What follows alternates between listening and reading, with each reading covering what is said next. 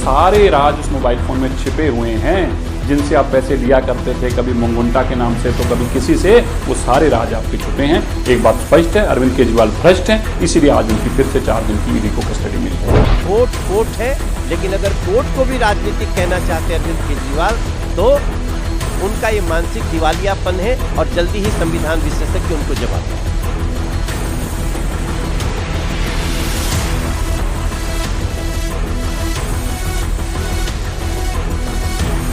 सच ये है कि दिल्ली की जनता को लूटा गया है, दिल्ली की जनता को ठगा गया है, शराब नीति में चोरी की गई है और अरविंद केजरीवाल उसके सूत्रधार हैं।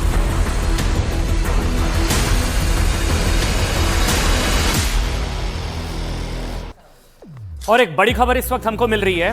दरअसल कोर्ट का ऑर्डर इस वक्त न्यूज़ 18 के पास आ गया है। ये बड़ी खबर है, कोर्ट का ऑर्डर अरविंद केजरीवाल को लेकर।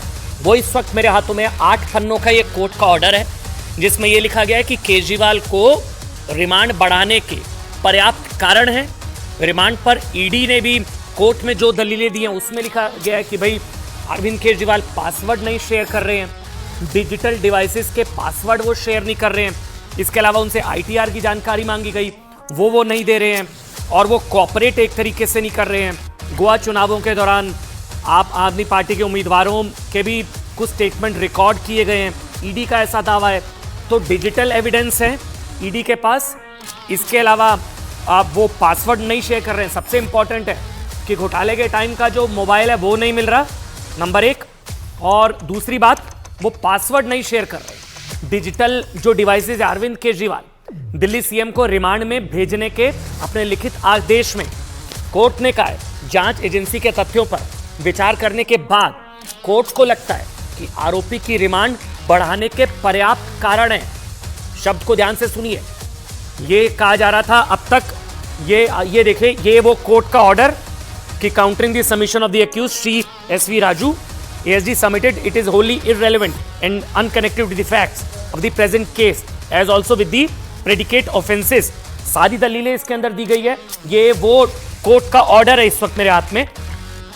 आगे सुनिए, सबसे important, it is further submitted that the accused has also not provided the password of the digital devices। Arvind Kejriwal password नहीं शेयर कर रहे हैं, जो उनके मोबाइल है, लैपटॉप है। He accused has also not provided the password login credentials of digital devices। Number 1।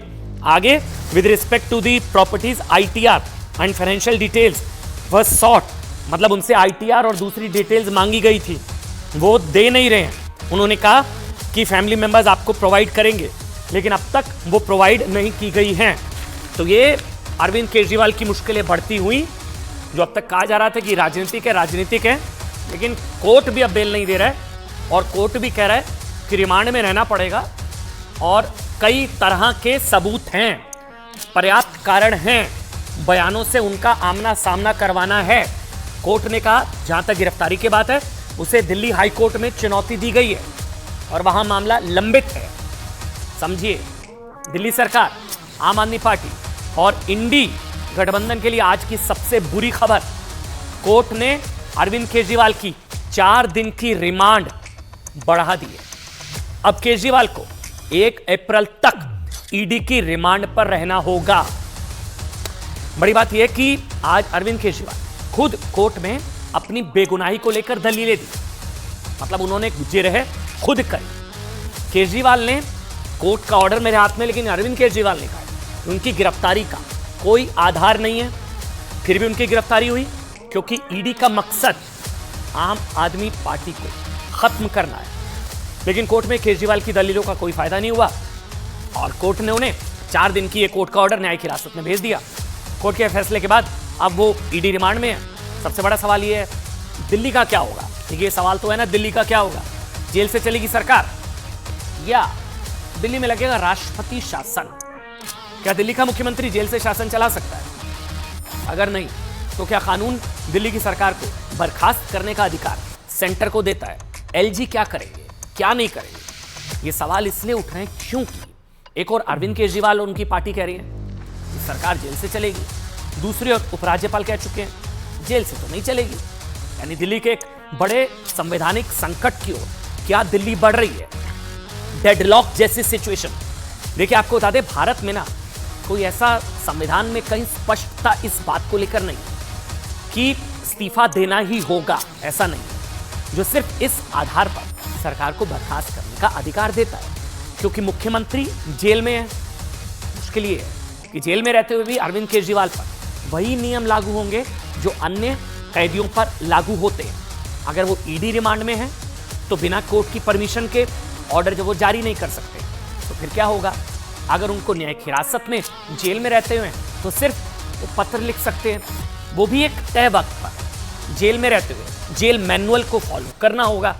Kejriwal को सरकारी फाइलें मंगवाने की छूट नहीं मिलेगी वो कोर्ट के ऑर्डर से। जेल में रहते हुए अरविंद केजरीवाल आदेश जारी नहीं कर सकते, कोर्ट के ऑर्डर से, परमिशन से होगा। जेल में कैबिनेट बैठक नहीं हो सकती। जेल में रहते हुए उन्हें किसी व्यक्ति से मिलने की छूट अन्य कैदियों के हिसाब से मिलेगी। तो फिर होगा क्या? इसलिए भले अरविंद केजरीवाल जेल जाने के बाद भी इस्तीफा ना दें, भले मुख्यमंत्री बने रहे, लेकिन वो जेल से सरकार चला पाएंगे इसकी संभावना बहुत कम है, दूर दूर तक नजर नहीं आती। एलजी ने क्लियर कर दिया है, जेल से नहीं चलेंगे, क्योंकि केजरीवाल के लिए जेल के नियम नहीं बदले जाएंगे, सामान्य कैदी की तरह रहेंगे। भारत के संवैधानिक इतिहास में भी ऐसा कोई एग्जाम्पल नहीं जब किसी मुख्यमंत्री ने जेल में सरकार चलाई है। इसलिए यह तय है कि 1 अप्रैल के बाद भी अरविंद केजरीवाल को बेल नहीं मिली तो दिल्ली पर एक बड़ा संवैधानिक संकट खड़ा होने वाला है, या हो सकता है। ईडी ने कोर्ट में कहा है कि केजरीवाल ने लॉगिन पासवर्ड नहीं दिया है। क्या छुपाने की कोशिश कर रहे हैं केजरीवाल? और ईडी रिमांड में केजरीवाल जी कह रहे सरकार जेल से नहीं चलेगी। ये एक पॉलिटिकल षड्यंत्र है, जनता इसका जवाब देगी। केजरीवाल को 1 अप्रैल तक ईडी रिमांड। सीएम को बहुत तंग किया जा रहा है, बहुत परेशान किया जा रहा है, जनता जवाब देगी। उनकी तबीयत कैसी है? उनकी तबीयत अभी ठीक नहीं है। केजरीवाल की मुश्किलें कम होने का नाम नहीं ले रही। पिछले 8 दिनों में उन्हें आज तीसरा झटका लगा। केजरीवाल पर मुसीबतों का पहाड़ उस वक्त टूटा जब 21 मार्च को उनके घर पर छापेमारी के बाद ईडी ने दिल्ली शराब घोटाले में पूछताछ के लिए उन्हें गिरफ्तार कर लिया। अगले ही दिन 22 मार्च को उन्हें दिल्ली के राउज एवेन्यू कोर्ट में पेश किया गया, जहां केजरीवाल के रिमांड को लेकर ईडी और केजरीवाल के वकीलों में जमकर बहस हुई। ईडी ने कोर्ट के सामने केजरीवाल के खिलाफ जो 28 पेज के सबूत पेश किए, उन्हें देखने के बाद कोर्ट ने उन्हें 6 दिनों तक ईडी की रिमांड पर भेज दिया। आज एक बार फिर उन्हें कोर्ट में पेश किया गया था, जहां से उनकी रिमांड 4 दिनों के लिए और बढ़ा दी गई। इसके बाद ये साफ है कि अब 1 अप्रैल तक अरविंद केजरीवाल ईडी की रिमांड में रहेंगे। शराब घोटाले के अक्यूज्ड अरविंद केजरीवाल जी का 4 बार नाम ले रहे हैं, 4 बार, और अरविंद केजरीवाल जी उसको बहुत कम बताते हैं। और एक बात और, जैसे सनसनीखेज खुलासा हुआ, अरविंद केजरीवाल जी अपने मोबाइल नहीं देना चाहते, उसके पासवर्ड खोलकर नहीं देना चाहते। क्या छुपा हुआ है अरविंद केजरीवाल जी आपके मोबाइल फोन में, जो आप अपने मोबाइल फोन का पासवर्ड नहीं देना चाहते? क्या छुपाना चाहते हो? ये सारे राज उस मोबाइल फोन में छिपे हुए हैं, जिनसे आप पैसे लिया करते थे, कभी मुंगुंटा के नाम से तो कभी किसी से। वो सारे राज आपके छुपे हैं। एक बात स्पष्ट है, अरविंद केजरीवाल भ्रष्ट हैं, इसीलिए आज उनकी फिर से 4 दिन की ईडी को कस्टडी मिली। जो 25,000 पेज ईडी ने फाइल किए हैं, उनमें 25,000 स्टेटमेंट्स में, उन 25,000 पेजों में जो चीजें अरविंद केजरीवाल के खिलाफ हैं, सिर्फ उन चीजों को लगाया गया है। बाकी 2 स्टेटमेंट जो अरविंद केजरीवाल के खिलाफ नहीं है, उन 25,000 पेजों में से वो पेज हटा लिए गए हैं। आखिर ऐसा क्यों है? यह तो गलत है।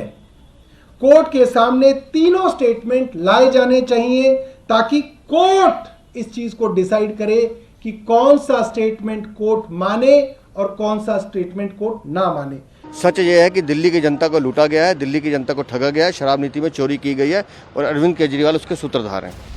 कोर्ट में आज केजरीवाल ने खुद अपने केस की पैरवी की, लेकिन 39 मिनट तक चली सुनवाई में वो जजों को इस बात के लिए कन्विंस नहीं कर पाए कि शराब घोटाले में उनकी गिरफ्तारी गलत है। केजरीवाल ने अपनी गिरफ्तारी का विरोध करते हुए कहा कि इस केस में मेरा नाम सिर्फ 4 जगह आया है, 4 स्टेटमेंट दिए गए और उनमें से कोर्ट के सामने वो बयान लाया गया जिसमें मुझे फंसाया गया। क्या ये 4 स्टेटमेंट एक मुख्यमंत्री को गिरफ्तार करने के लिए काफी हैं? जिसके जवाब में ईडी ने कहा कि कोई भी मुख्यमंत्री कानून से ऊपर नहीं है। बाद में केजरीवाल ने मीडिया से बात करते हुए ये आरोप लगाया कि जिन बयानों के आधार पर चांदनी चौक का एक जेब कतरा न पकड़ा जाए, उस बयान पर एक सिटिंग सीएम को अरेस्ट किया गया है।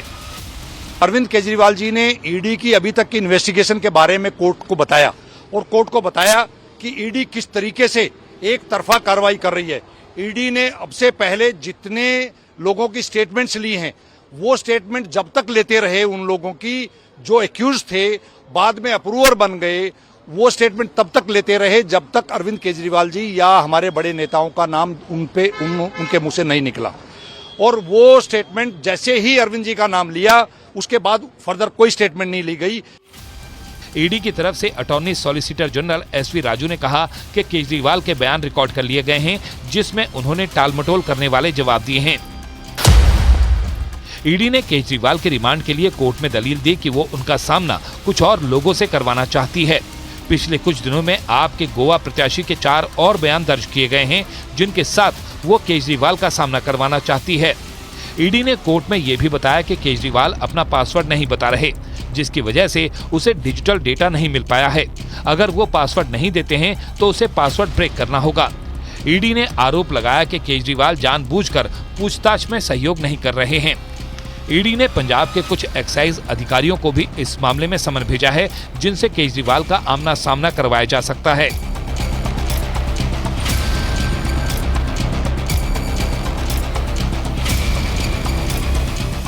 अरविंद केजरीवाल भ्रष्टाचारी तो बनी गए हैं, वो लुटेरे तो बनी गए हैं, दिल्ली के लोगों के ऊपर अत्याचार करने वाले तो बन गए हैं, पानी, सीवर, बिजली, दवाई सबके मामले में।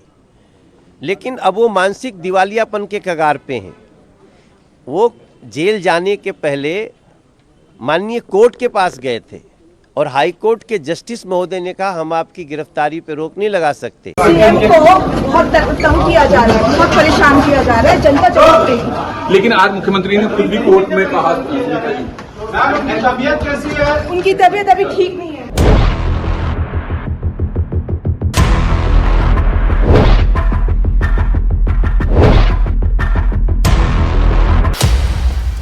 केजरीवाल ने कोर्ट में सवाल उठाया कि अगर शराब घोटाला 100 करोड़ का है तो वो पैसा कहां गया, जिसके जवाब में ईडी ने बताया कि आपको फंड मिला, जिसका इस्तेमाल उन्होंने गोवा चुनाव में किया।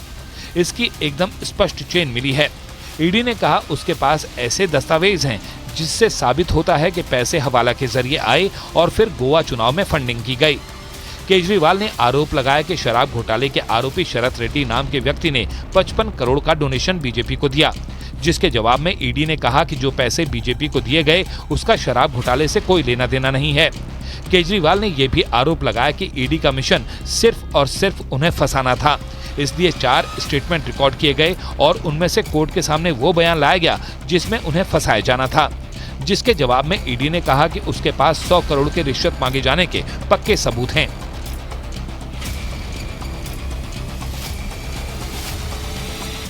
दूसरी तरफ आज दिल्ली हाईकोर्ट से केजरीवाल को थोड़ी राहत जरूर मिली, जहां उन्हें मुख्यमंत्री पद से हटाने की याचिका खारिज कर दी गई, लेकिन इसका उन्हें कितना फायदा मिल पाएगा ये देखना बाकी है। सवाल ये भी है कि क्या ईडी केजरीवाल को जेल से सरकार चलाने की इजाजत देगी।